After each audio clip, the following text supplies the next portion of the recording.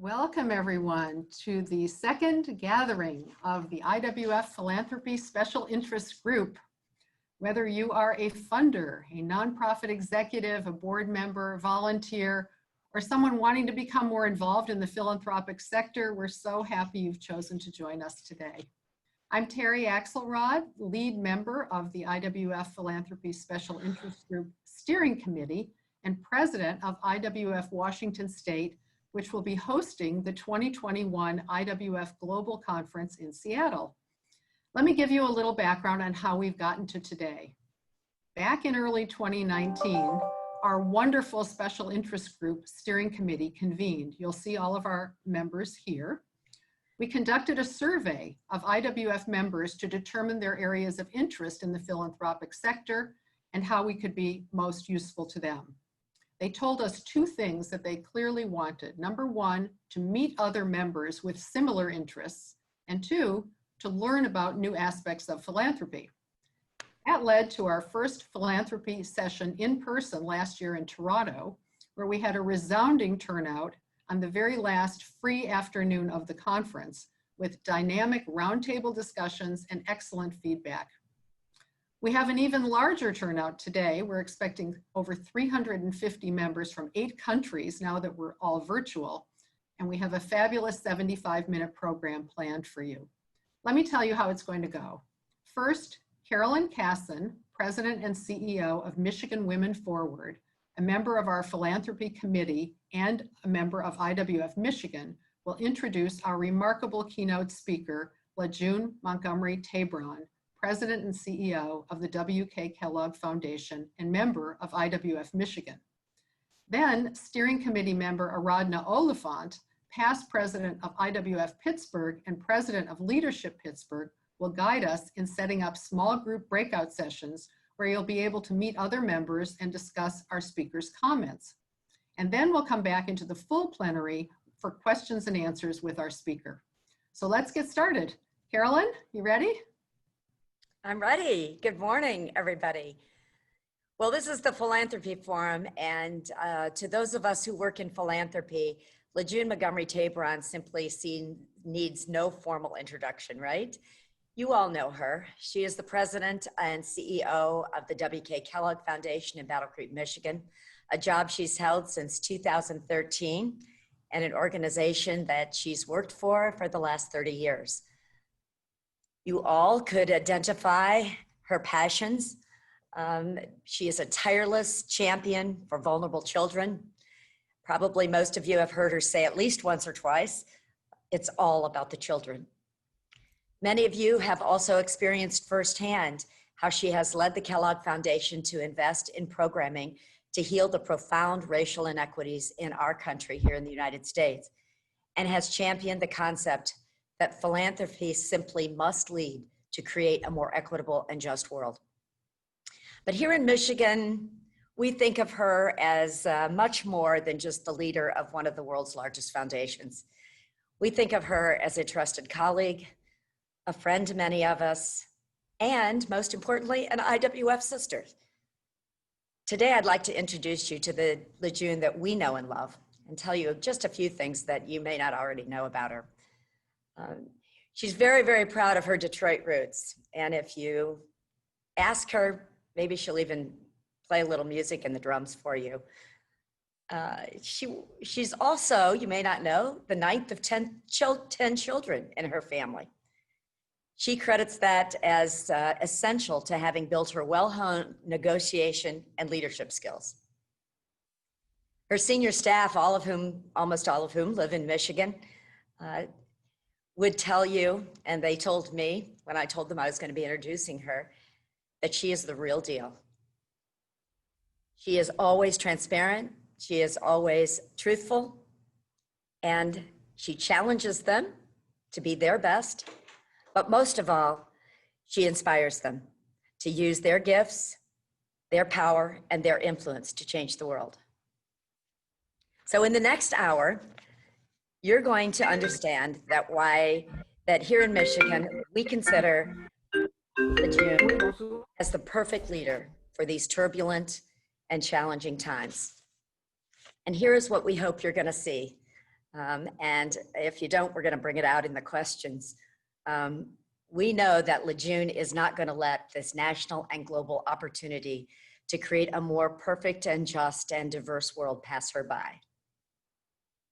You'll notice that she is a person of great humility, but don't let that fool you. Inside that kind and gentle nature is a warrior. And if we just listen and follow her lead, she is going to make sure that every single one of us leverages our power, our collective talent and influence to create a new world order that is truly socially and racially just. That's what we love about her, and that's why we wanted you to get to hear her today.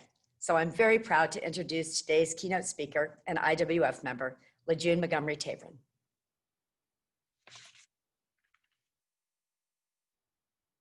You're on mute.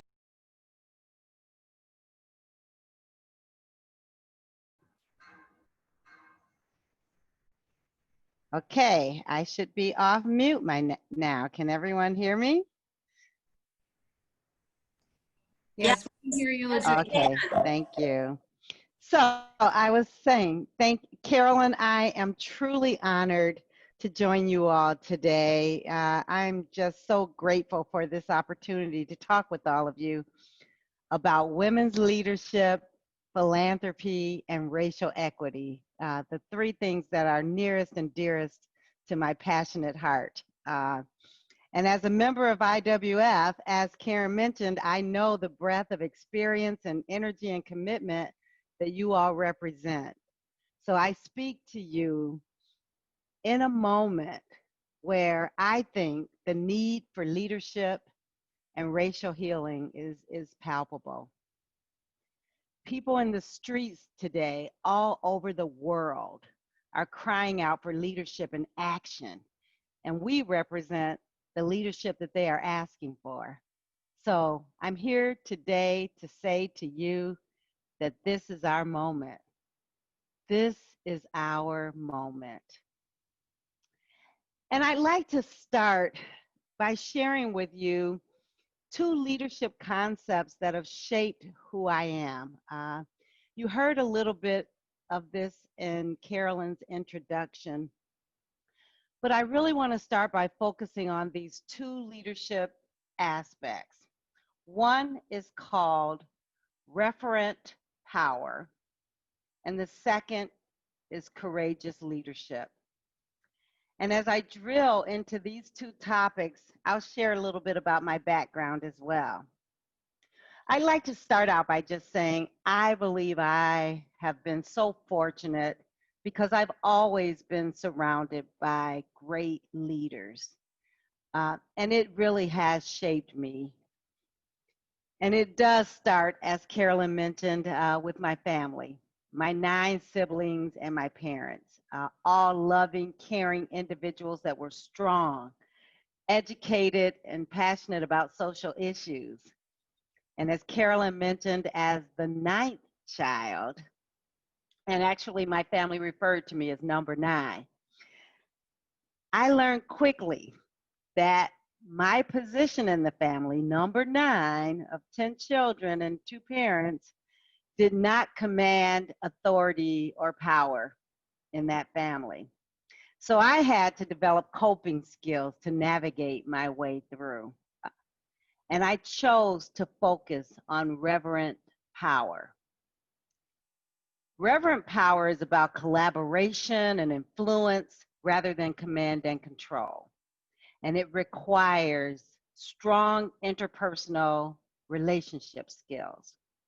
And that is something that I have focused on my entire career, connecting with people, understanding people, listening to people, and then speaking from a place of connectedness as opposed to any level of authority.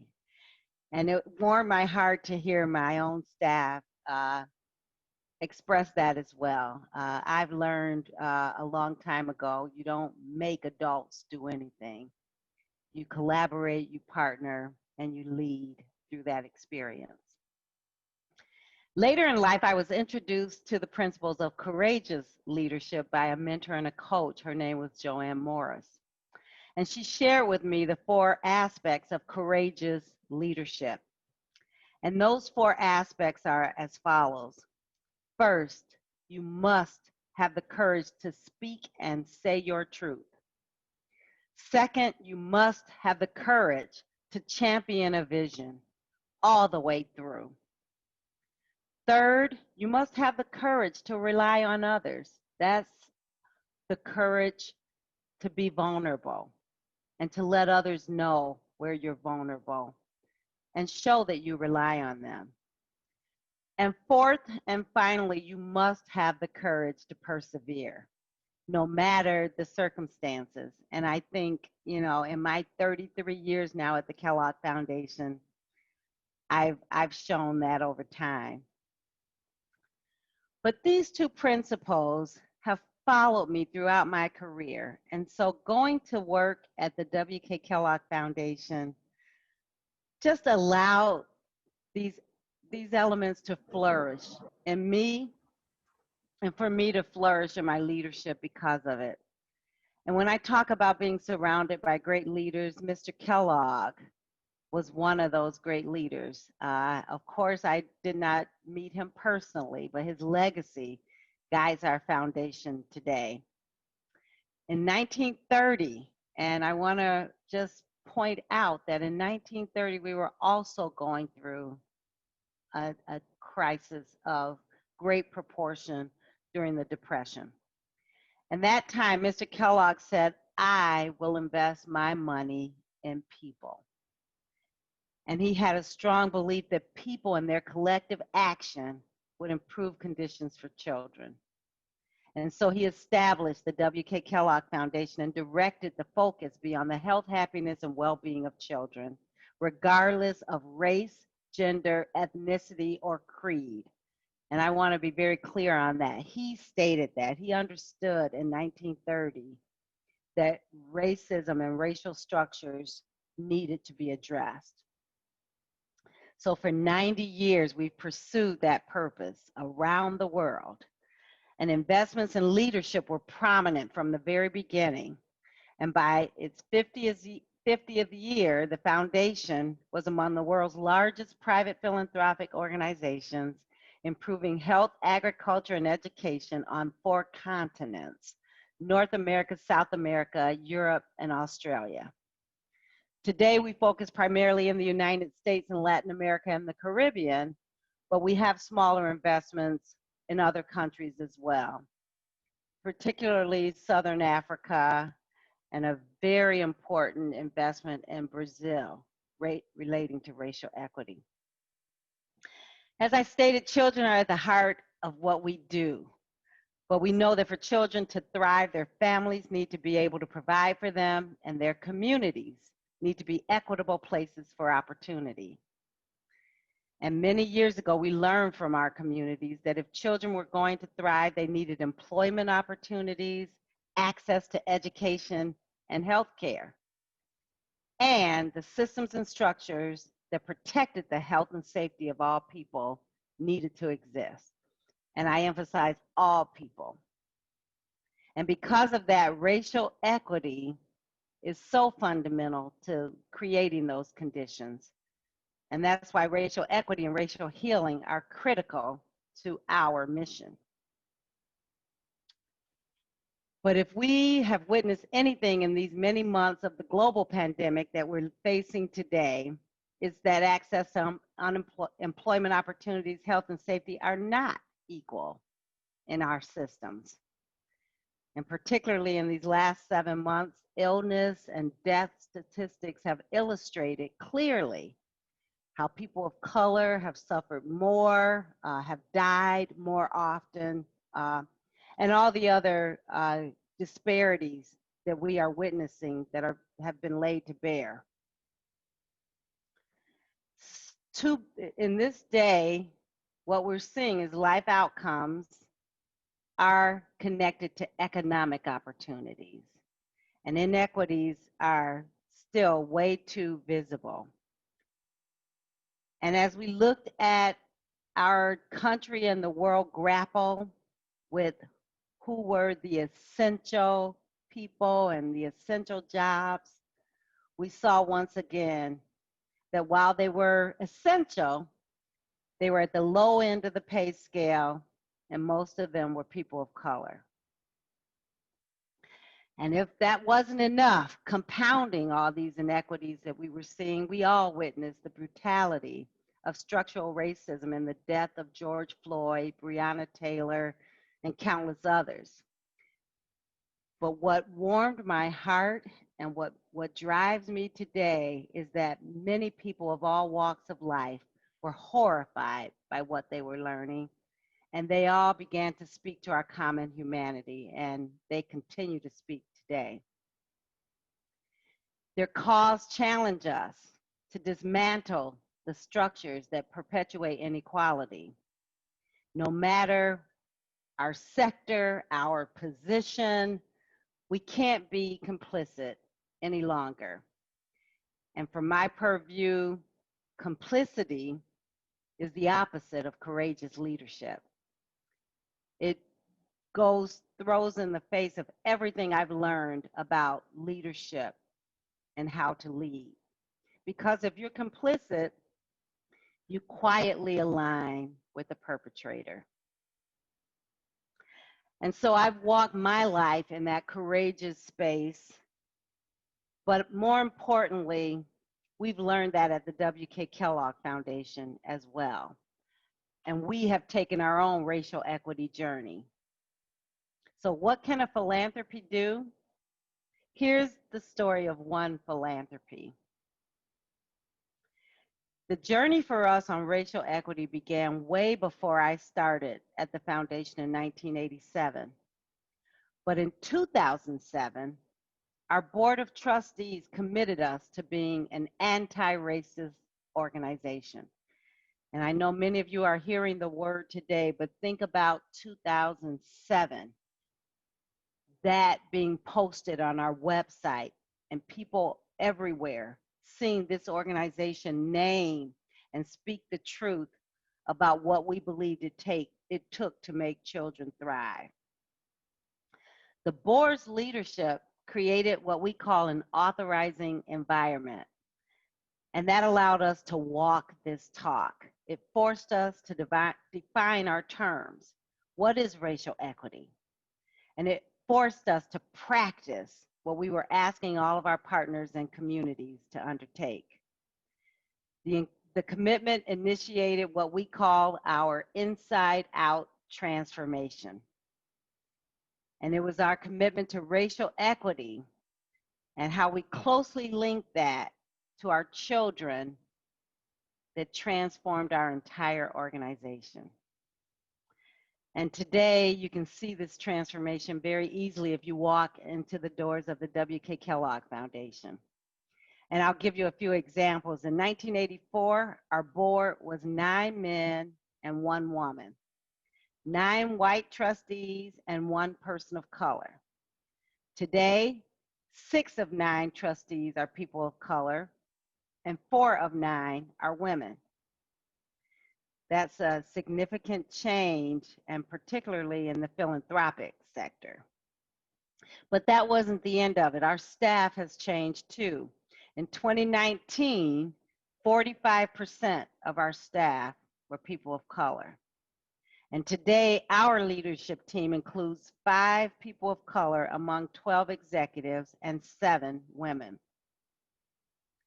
So numbers, and we know this very deeply, that numbers are only part of the story.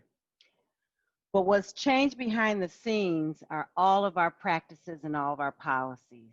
Our recruitment has changed, our hiring, our promotion, how we define and track our commitment to racial equity, and how we create our internal culture. And we've grappled with how do you become an anti-racist organization? But it's touched not only ourselves as we've taken this journey, but it's also touched our grantees, our partners, our vendors as well. And I can tell you, there's nothing like a true partnership when people believe that you're authentic in your aspirations and your ideals. And those are the kind of partnerships we form with our partners in philanthropy. And of course, I believe that all philanthropy needs this kind of discipline and commitment to be a strong partner. And I believe that in order to get there, you must change from the inside out. We can't espouse theories and practices that we don't conduct. And this has been part of my courageous leadership as I have taken the helm of the Kellogg Foundation. Our journey was a very interesting one. I am not saying to you that it was all apple pie and roses. We learned a lot and we made some mistakes. And in fact, because of those mistakes, we pulled together all of our lessons and we just published a new publication called One Journey. In this publication, we offer lessons for foundations, nonprofits, organizations, human resource professionals, and any individual or organization looking to advance racial equity. And I encourage you to download it on wkkf.org. What it says is that a racial equity journey takes organizations on a very different path, and it makes for a wide range of partnerships. And in addition to what we've done inside of our organization, we've thought very deeply about our partnerships. And the one I like to talk to you about is one that we have right now with McKinsey. And it's a racial equity partnership in the financial services sector. And what we're doing together is showing how intentionality in the C-suite can drive behaviors and change practices in corporate America. We co-authored an article about this on McKinsey.com, and you can go there and see the article right now. But what you'll see is another way that leadership can pursue racial healing and organizational transformation. And this is a partnership that we're expanding this year. We had our first cohort in the financial services sector, and they are finishing up, and we're launching our second cohort in this work. As we've dug deeply into this work, I want you to know how much we focus on healing as part of the racial equity journey. Many people think healing is the soft stuff, you know, the part that is soft and fuzzy. What we've learned is the hard work. It is the most hard work that you can do. But it's the work that we all have to do. We believe healing is at the heart of racial equity, and you can't get to equity by skipping the healing part of it. And the reason why we use healing is because we believe that all of us have been harmed by racism, and we all need to heal. And that's a part of humanity that can bring us all together. And if we can't heal as individuals, we definitely can't change our communities, our organizations, or any other places where we are. Knowing that, we launched another effort called the Truth, Racial Healing, and Transformation Work. And this was work that we wanted to embed in communities all across the nation. And some people have called us today very prescient in this work because we didn't launch this work in the last 7 months. We launched it in 2017. Even in 2017, we could see that our nation and the world needed healing. And so we wanted to pilot a methodology that we had been working on for decades. And we launched Truth, Racial Healing, and Transformation in 14 communities across the country, investing over $25 million so that communities could practice this very hard relational work and bring together transformation for their children and families in their communities. We've also recently published our learnings from this work, and you can reach this publication on our website as well. And what you'll see is it's a great resource, again, for anyone wishing to take on the practice of healing. We have an implementation guide. We have a guide that talks you through exactly how to facilitate a healing dialogue. And what our communities have learned and what they're telling us is that the healing must come first. And what I can say is every sector in this nation and every person can make change. And the more you bring people together across these sectors, the more the change is embedded in the fabric of the community. And we all need to be a part of this journey. So speaking of we, as I close, I've talked a little bit about what philanthropy can do and how organizations and corporate America can join in this effort. But now I want to close by talking about what women leaders like us can do. I believe we're powerhouses in this work. We can be the strong allies for racial equity in our nation and the world. I look back at the women's movement and the push for gender equity. And I know that we know how to build this work. We know how to build the networks. We know how to make a path for the next generation of women. We've done it. We see it. We also know how to ask very tough questions, push the envelope, raise our voices. In fact, we are courageous, and we've been courageous in this work. It takes the same gutsy leadership to move the needle on racial equity. And it takes women like us to bring it up in every conversation. And I just want to share a few conversations that I've had recently. One is I attended the OECD convening in Paris, where we were looking at the Sustainable Development Goals. And I spoke to a congregation of leaders from every nation of the OECD. And I said to them, the SDG goal number 5, which states pursue gender equity, must be expanded to include racial equity. And yes, it was a little quiet in the room for a moment, but I can tell you that level of reverent power, collaboration, and influence is what it will take to lead a group of leaders like that to a new revelation of how racial equity and gender equity come from the same roots of racism and structural racism globally. I also joined other foundations this year as we thought about this moment and thought about what philanthropy could do in this moment. And I stepped up and said that at the W.K. Kellogg Foundation, we would increase our payout by an additional $300 million over the next 2 years so that we could make sure that we could fuel the passion and the energy to pursue racial equality in our nation.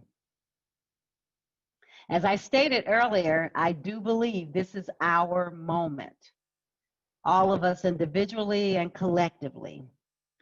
This is our time to use our power, our vision, and think about our children and grandchildren and future generations, and to move our nation forward toward equality. Mr. Kellogg did this 90 years ago. And yes, the need is still there, but I believe we have made improvements. And at the end of the day, it will take leaders like all of us to continue to forge toward the equality that we know our children and families and future generations deserve. So as I close, I just want to say to all of you, leadership at the end of the day is what changes the world.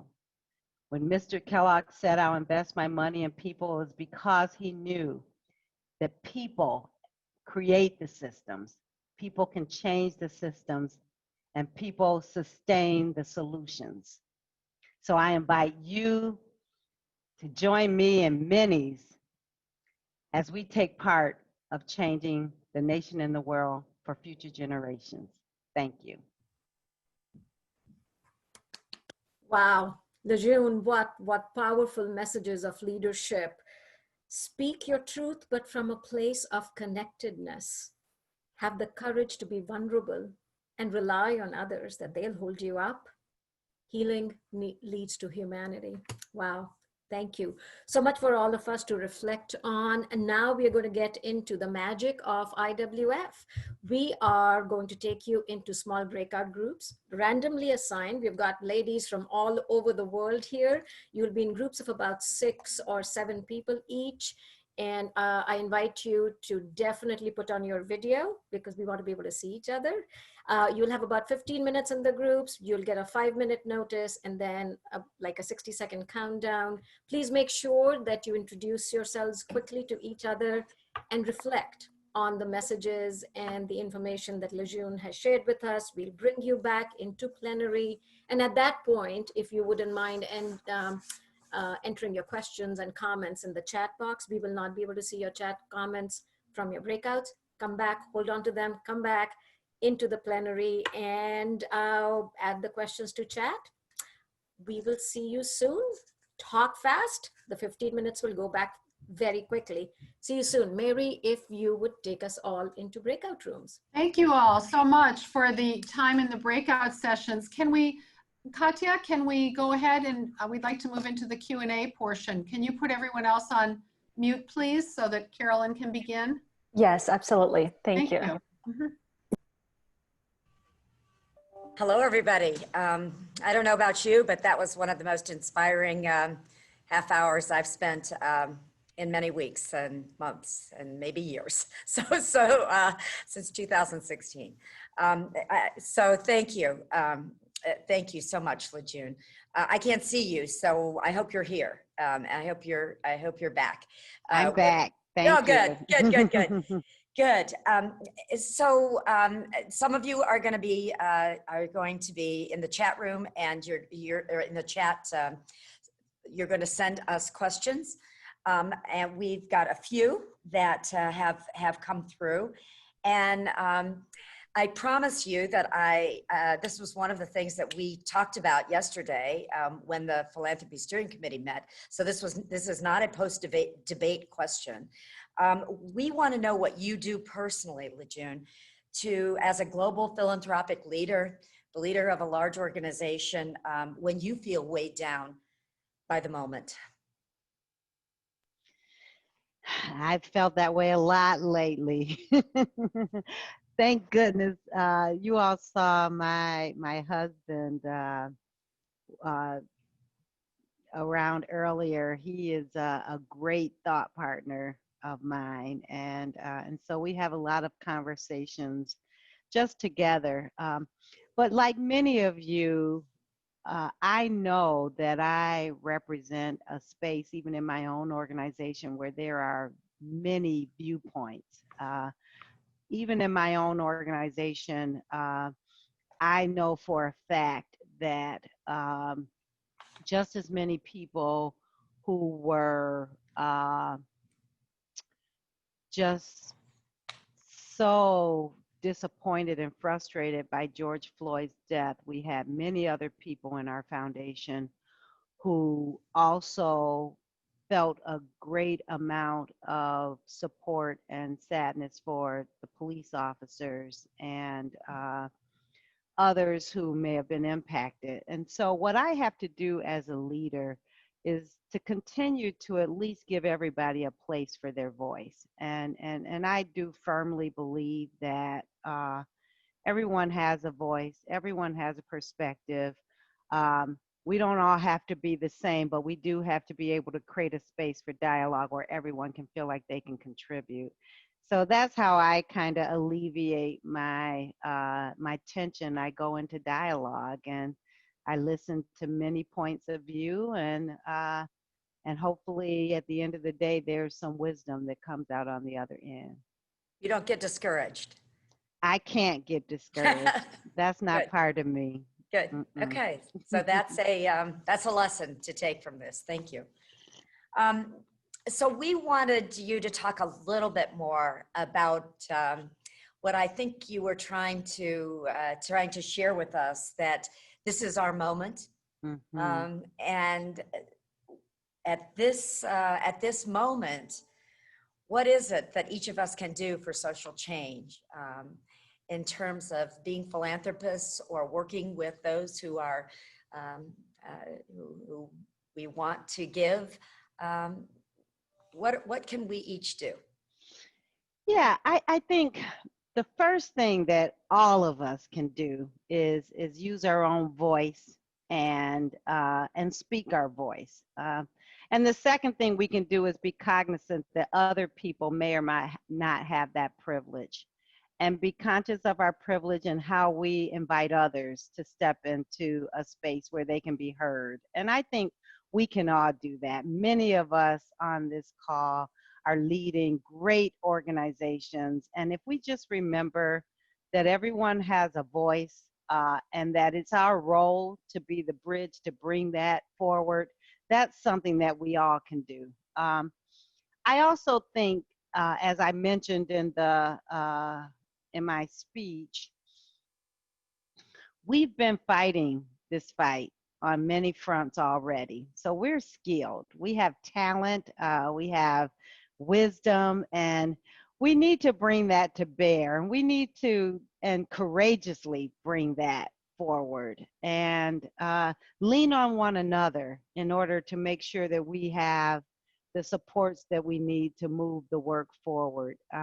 This forum, International Women's Forum, is excellent for that. And let's tap into and get our energy from all of us, and then go out and shepherd and share our voices and points of view to move the nation forward. As I said in my speech, I think women know how to create opportunities for others. We've been doing that for many of us. Carolyn, I look at your work at moving women forward.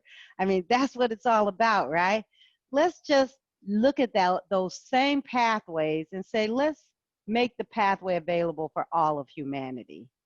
Women were once disregarded of their talents and skills. Is the exact same thing for people of color. There is no different. If we believe in one humanity, that pathway needs to be open for everyone. And we know how to create that pathway. And I think it's our job to create that pathway for others as well. Great. I think you're right. Well, we have a comment that is really a suggestion for you, that we are, IWF is going to nominate you to moderate the next presidential debate. Just saying. I can't do that because I laugh too much. Well, maybe if we'd have laughed, it would have been better. I don't know. So another serious question is as a philanthropist, should we be encouraging people to invest more in advocacy than I think a lot of us have done in the past? Yeah, we can definitely invest in advocacy. I think philanthropy went through a period where we were, I think, interpreting the restrictions around lobbying way too rigidly.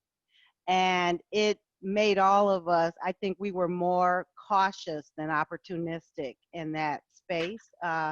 But what we're now understanding is we definitely can and should support advocacy, because when you think about how change happens, people make the changes, and people need to be educated. People need perspective. And what we can do as philanthropy is build the case studies of that perspective, but then that needs to be articulated and shared with those who are in decision-making roles. And we used to think we couldn't talk to those people, but there are ways that we can definitely speak with those people and share with them our wisdom and what we're learning on the ground. So advocacy is one of our key strategies for change, because at the end of the day, the policies need to change. We're not going to, we know some of the policies that advantage some and disadvantage others. And those policies need to be re-examined to make sure that they're opening up opportunities for everyone. One of the most interesting things that you said that I think is that people are talked about in their breakout rooms was the complicity. Many of us hadn't heard you talk about that, and can you talk about that a little bit more, about how unconsciously perhaps we're complicit and what we can do about that? Yeah, I think we've been indoctrinated to be complicit. Mm-hmm. And so when you say unconsciously, that could be the case, because I think, those same systems and structures that I speak of, they also define how we act. And, and we talk about the level of denial that we've had and how we've been taught to be colorblind and to deny differences. All of those structures allowed us to be complicit and not to see what we didn't want to see. And we didn't create spaces for people to speak and talk about their truth and allow us into spaces where we could engage with other people who see the world differently than we do. So I believe that the complicity of our society was somewhat structured, but now that we understand that, there is also a choice. And we can choose to continue to be complicit, because that's, there's a book called The Path of Least Resistance. It's the path of least resistance to be complicit. But there are other paths that we can take. And those other paths take courage. The paths take a different discourse with other people. And I think now that we understand, one little thing we can do on that journey is to reach out to someone where I can tell people who don't agree with me, and sometimes you can just say, oh, how are you seeing this? Let's have a conversation. And I think just taking that step of opening up that dialogue will get you to a different place of understanding, which will allow you to be more conscious about your complicity and make a choice about whether you want to stay there or not. Yeah, and calling it out for each other too. Mm-hmm. I think having a trusted circle of people who can kind of, and I think you've been that for many of us. Yes. You've in your nice, kind, and humble way, have Mm-hmm. called that out for us, and I think that's really, it's important. It's important. Well, and Carolyn, as a foundation, we had to address this, because we were, you can take the philanthropic approaches, or you can begin to step back and say, is there another way to do this? And we did that in Battle Creek, for example. And I think you and I spoke about it. We used to give grants to every school district in Battle Creek, and for a small town of 50,000 people, there were 6. And we thought the philanthropic approach was to give everybody a little bit, but actually what that did was perpetuate the inequities. And several years ago, we said, we're not doing that anymore. We're going to give the most disinvested school district that has been underfunded for decades the resources they need to actually become equal, and that isn't the same amount for every institution. And that's why Battle Creek Public Schools received $50 million, while others did not. And it has actually worked, because we've called that out and named it.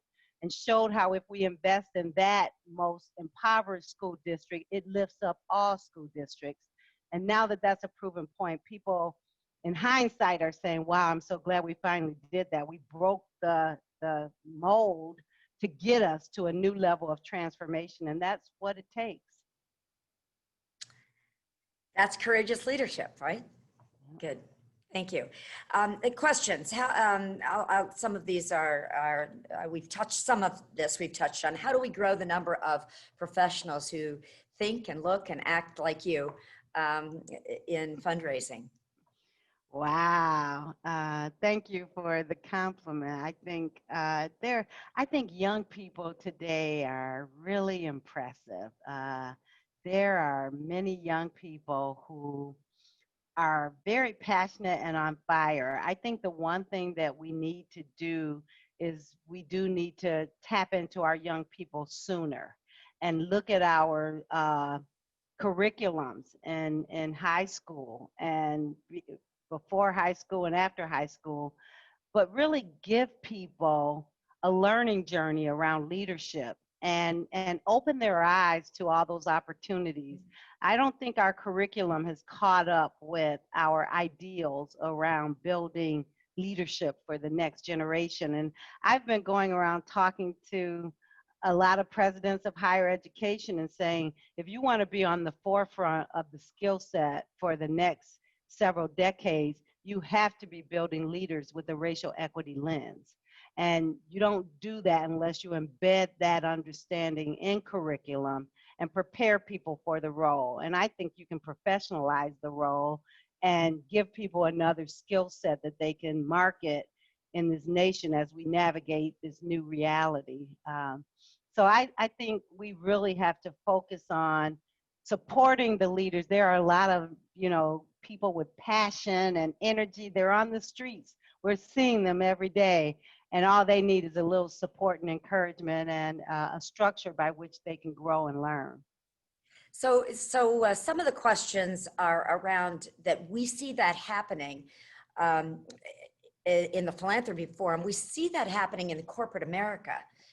It seems as if there are lots of programs, and we wanted to hear from you a little bit about the nonprofit, those of us who have dedicated our lives to the nonprofit side of things. We think the need is even greater in this area, and we're not seeing that leadership path. Yeah, there are a couple. Anyway, I agree with you. I think that's an excellent point. I know of a few programs, but they're very few, like the Career Pathways program offered by the Council on Foundations. It's a specific program to nurture young leaders, leaders of color, and prepare them for bigger roles in the nonprofit sector, et cetera. But there are too few, I agree.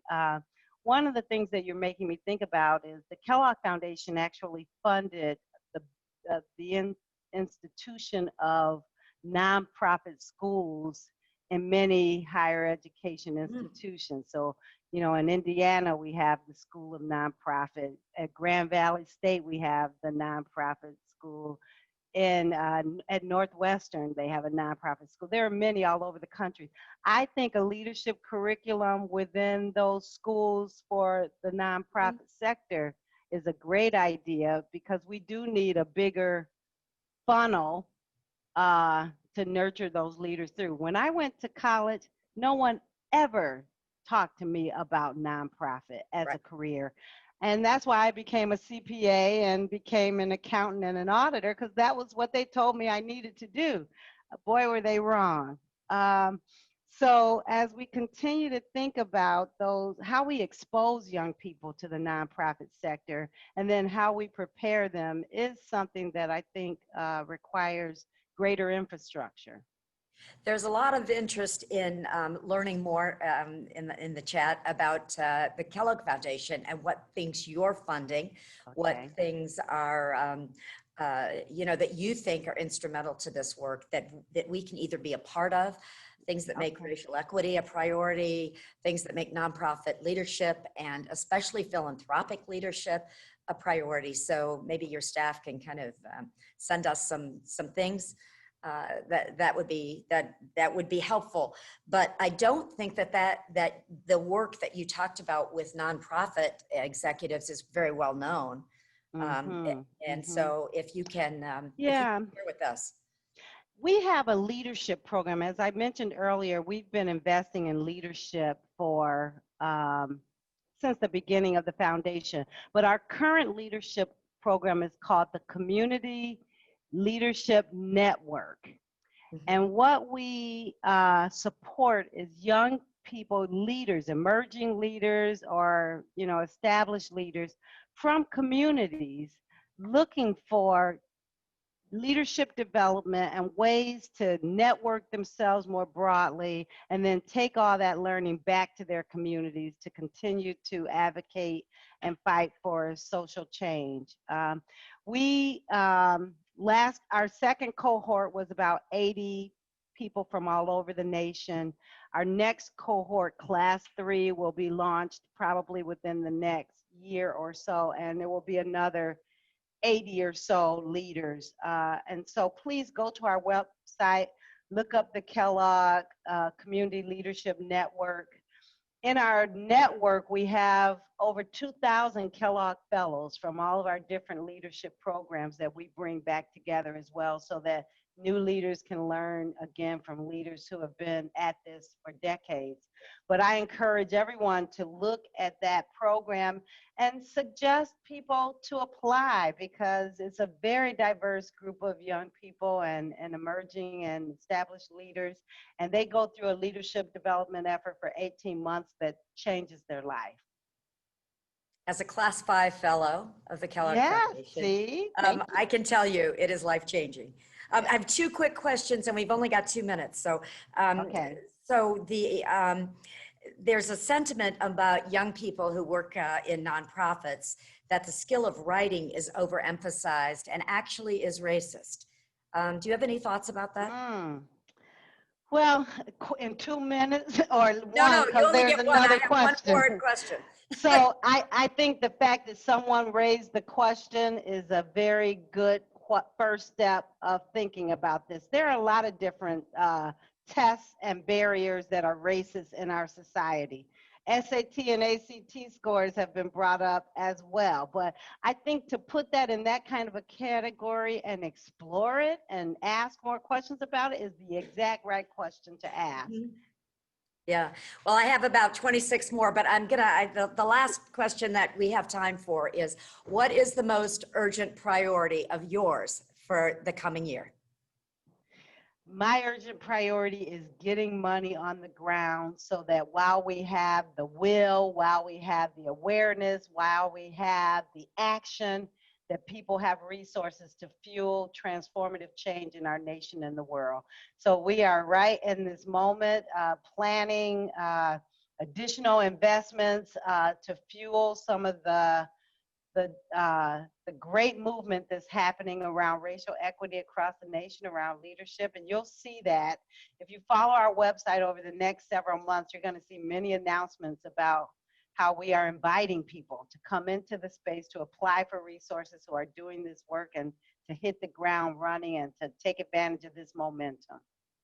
Well, you have thousands of IWF sisters ready, willing, and just waiting to help. So please make sure that you let us know what we can do to fuel the transformation of our society. Thank you. This has been a pleasure. It's so nice to speak with everyone.